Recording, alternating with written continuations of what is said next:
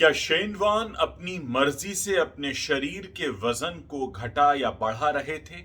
इस बात का खुलासा हुआ है हाल ही में आई कुछ रिपोर्ट्स के बाद, जिसमें कहा यह गया कि उनके जो मैनेजर हैं जेम्स, उनका यह कहना है कि अपनी मृत्यु से कुछ दिन पहले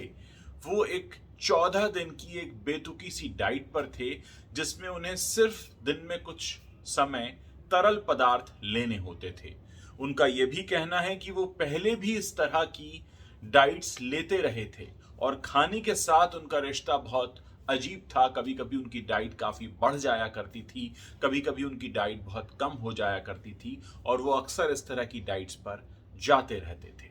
हालांकि उन्होंने ये भी कहा है कि उन्हें शेन वॉर्न की दिल की बीमारी के बारे में कुछ भी अंदाजा नहीं था, जबकि थाई पुलिस जो इस पूरे मामले की जांच कर रही है, क्योंकि वो जहां मृत पाए गए वो थाईलैंड है, को सामुई है।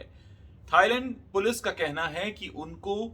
चेस्ट पेन के इश्यूज थे और थाईलैंड आने से पहले भी उन्हें कई बार छाती में दर्द हुआ था। अभी रिपोर्ट्स पूरी तरह से नहीं आई हैं। कुछ रिपोर्ट्स में यह भी कहा गया है कि वो जिस कमरे में मृत पाए गए वहां एक टाल और एक तकिए पर खून के निशान भी मिले हैं। ऐसा लगता है कि उन्होंने खून की उल्टी की थी। अब अगर हम जेम्स की बात पर गौर करें तो उनका यह कहना है कि वो अक्सर ऐसी बेतुकी डाइट्स लिया करते थे क्योंकि उनको वेट इश्यूज थे, और ये हम सभी जानते हैं। अंडर 19 टीम में भी एक बार उनका सिलेक्शन इसीलिए नहीं हो पाया था क्योंकि वो ओवरवेट हो गए थे, और हम सब ने शेन वॉर्न को देखा है कि उनको वेट इश्यूज रहते थे। यहाँ एक बात इसलिए भी गौर करने वाली है कि हमने हाल ही के दिनों में देखा है लोग अक्सर अपनी डाइट को लेकर तरह तरह के एक्सपेरिमेंट करते हैं, अपने जिम रिजीम को लेकर तरह तरह के एक्सपेरिमेंट करते हैं, और अक्सर हम बहुत कुछ ऐसा खाने लगते हैं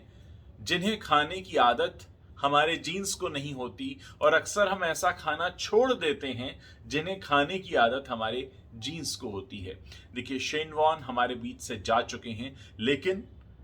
52 साल की उम्र में और एक फिट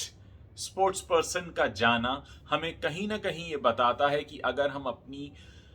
डाइट के साथ बहुत ज़्यादा खिलवाड़ करेंगे तो हो सकता है उसका असर हमारी सेहत पर पड़े और इस तरह की परेशानियों का सामना करना पड़े। हाल ही के दिनों में हमने देखा है बहुत सारे फिट एक्टर्स जो पर्दे पर बहुत अच्छे दिखा करते थे, बड़ी फिट बॉडी के साथ दिखा करते थे, रोजाना जिम जाया करते थे, वो अचानक हमें छोड़कर चले गए। कहने का मतलब ये है कि ये जो हमारे आज के बनाए हुए मापदंड हैं, जिसमें हम पर्टिकुलर डाइट को फॉलो करने लगते हैं, पर्टिकुलर जिम रिजीम को फॉलो करने लगते हैं, मार्केट में तरह तरह की डाइट्स आ गई हैं जिनमें अचानक आपको कह दिया जाता है ये आपको बिल्कुल नहीं खाना है, ये आपको ज़्यादा खाना है। अक्सर इनका असर आप पर गलत तरह से भी हो सकता है। शेन वॉर्न से जुड़ी जितनी भी जानकारी निकल कर आएगी मैं आपको ज़रूर बताऊंगा, लेकिन फिलहाल ये जो 2-3 बातें निकल कर आई हैं, पहली तो ये कि उनके कमरे में जहां वो मृत पाए गए वहां पर खून के धब्बे थे और ऐसा लग रहा था कि उन्होंने उल्टियां की हैं, एक बात। दूसरा